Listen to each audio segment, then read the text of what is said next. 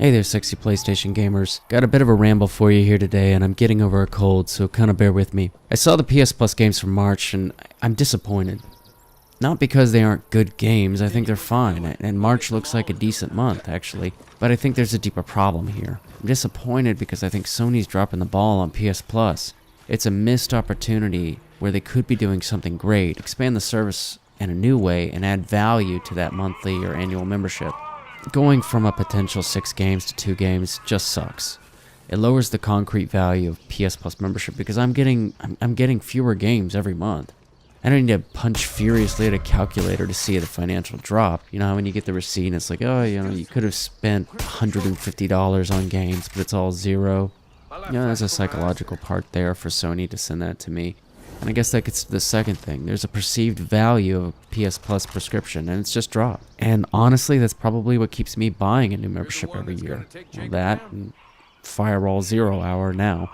I see 2 games for the PS4, PS3, and PS Vita every month, and I feel like I have a lot of new games to play, even if some months are better than others.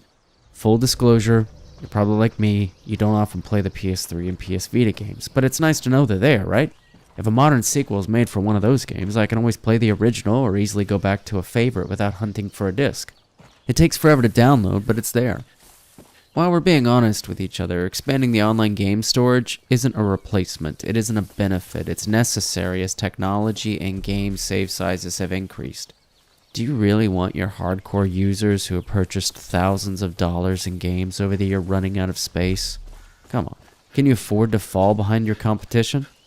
This is keeping with the times, man, not a glorious new benefit. I guess what I'm saying is that you can't take something away without replacing it with something else.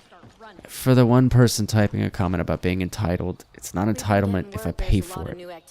By the way, if it's good, I don't mind paying for it and continuing to pay for it. But how do I know if it's good? Well, so far Sony hasn't exactly been very vocal about their plans for the future. With no E3 show, I thought we might have some peek into their plans today. Something like a PlayStation Direct. That'd be awesome, instead of a deluge of news in a concentrated time, right? During E3 or something like that. A post on the PlayStation blog would have worked great too. Just a simple post, hey, here's what our plans are. Tell me how great it's going to be, because you're going to do this or that. Be specific now. You've known this was coming for a while. We have a rumor of EA Access coming to the console, but that's yet another separate subscription. Besides, I think you should actually skip that and just try to convince Ubisoft to have a subscription plan on your console. I want to play their games more anyway. Honestly, get with Ubisoft, please. Ubisoft, if you're possibly listening, get with Sony and do that. I'd pay you for that. Anyway, since no one wants to share plans or seems to have a plan, here's some ideas for how to give me more value in the PS Plus membership. That's right, I'm rolling up my non-existent sleeves and I will help you. First and most important, give me a PSVR game every month. This does several things for PlayStation and for me. First, I'm receiving another game to try to make up for lost games. And that's already great. The game I receive is a game I probably would play instead of a game on an older console.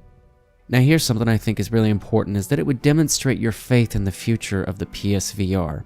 Until you show me a PSVR 2 or the PS5, I've got no idea if you intend to leave VR in this generation's dust.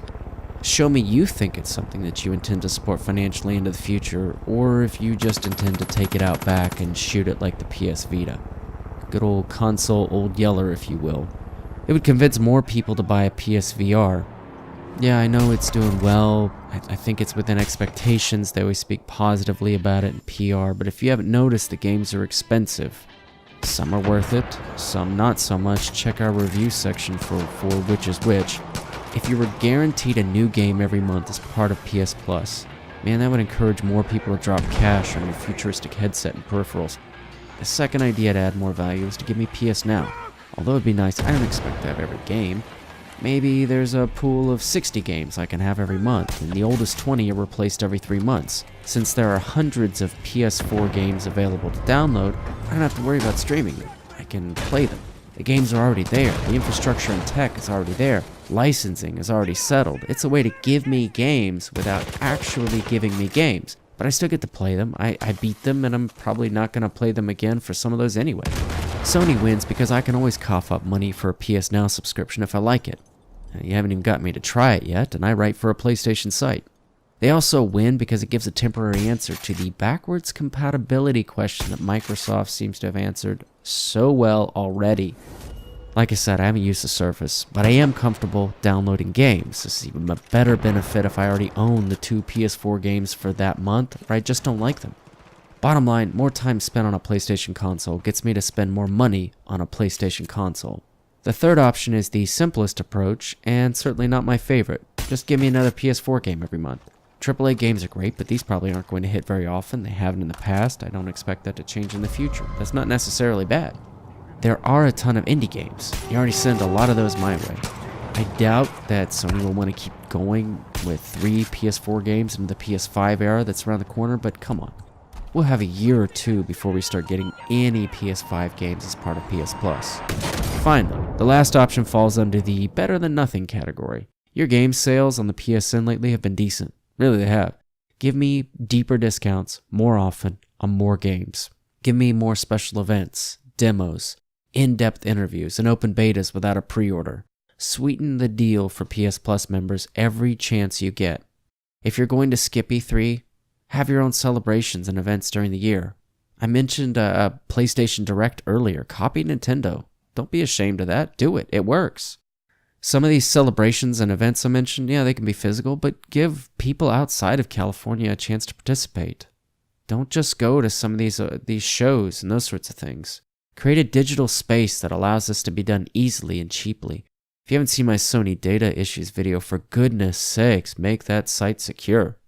With that said, I freely acknowledge they may have a plan that they're just waiting to unveil at any time, or hopefully not, but waiting for E3. It just feels like this is diminishing the value of PS Plus, and their silence makes it seem like they don't care. For more news, reviews, original commentary, and unfortunately rambles like this, connect with us on Facebook, Twitter, and pureplaystation.com by clicking on the links in the info box. As always, please remember to subscribe so we can bring you more content like this, or even better, but no promises.